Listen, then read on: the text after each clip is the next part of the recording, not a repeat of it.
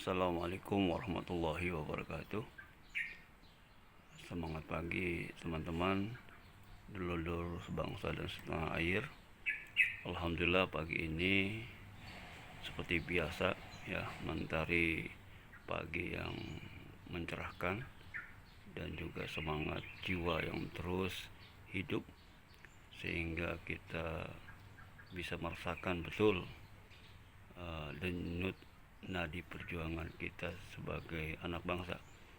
Dan tentu saja di pagi ini juga kita mengucapkan rasa syukur yang sebesar-besarnya atas anugerah Tuhan Yang Maha Kuasa, karena kita pagi ini masih diberi kesehatan, kemudian rezeki yang berlimpah dan kekuatan dalam menjalankan aktivitas kita di hari ini.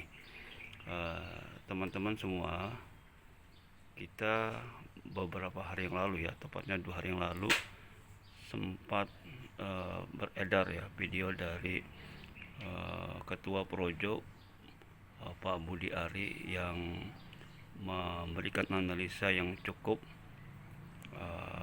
mengagetkan ya, bahwa beliau punya prediksi kemungkinan akan terjadi percepatan pemilu ya kan? Dan itu memiliki makna yang multitafsir banget buat kita semua sebagai aktivis dan juga sebagai rakyat Indonesia yang kita tahu dalam sebuah mekanisme demokrasi itu punya durasi waktu yang memang harus disepakati bersama, dan sudah menjadi kesepakatan bersama bahwa masa jabatan presiden itu 5 tahun sekali dan melalui mekanisme pemilihan umum dan pemilihan presiden.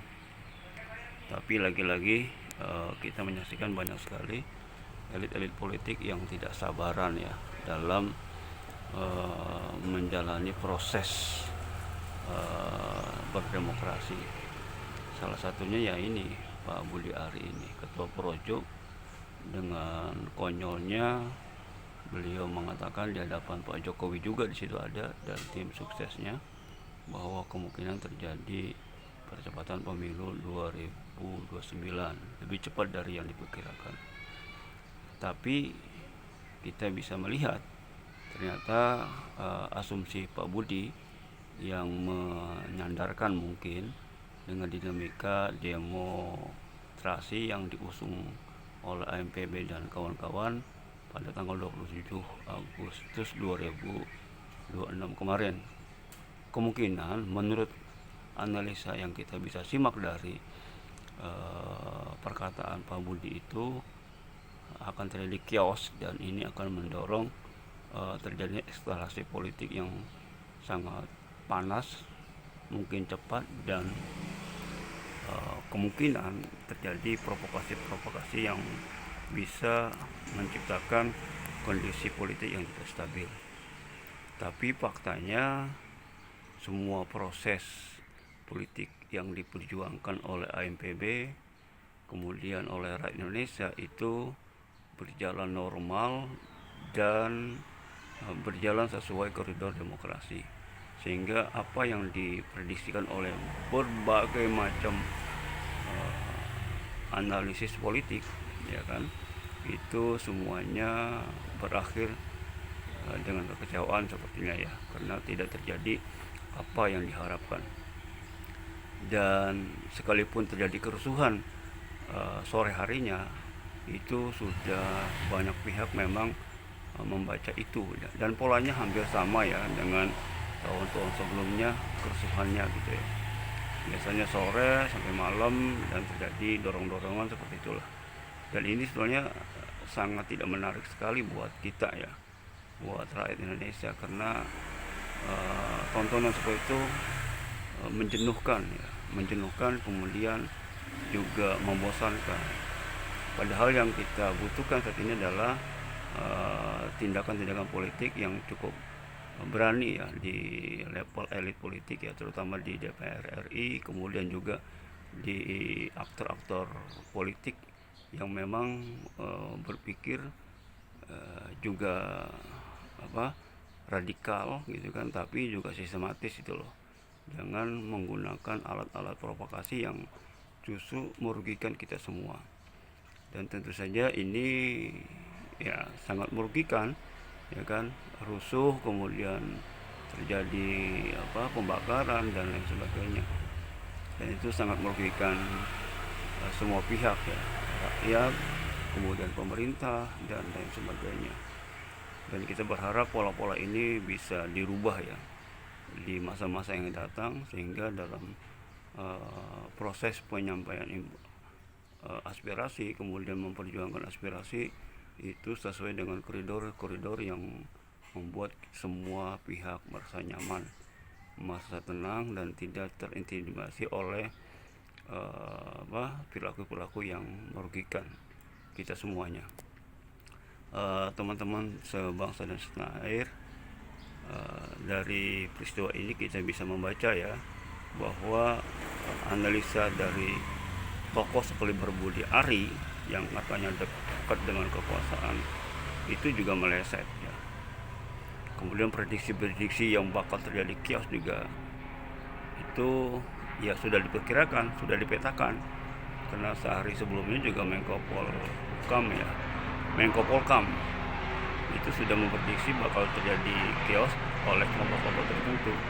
Dan tim dari Kementerian Polhukam juga sudah mempetakan kelompok mana yang memang akan melakukan itu semua, dan kita bisa menyaksikan itu. Jadi nggak kaget lagi kita dengan prediksi-prediksi yang sudah disampaikan, dengan fakta-fakta yang bisa kita lihat tadi malam. Jadi tugas kita sekarang sebetulnya adalah tetap fokus untuk mengawal RUU percepatan perampasan aset korupsi dan hukuman mati koruptor ini, agar tidak masuk angin di tengah jalan, dan kemudian pimpinan DPR yang sudah membuat pernyataan komitmen memenuhi tuntutan itu semua. Dan ini yang paling menurut saya ya harus dikawal betul-betul, sehingga target dari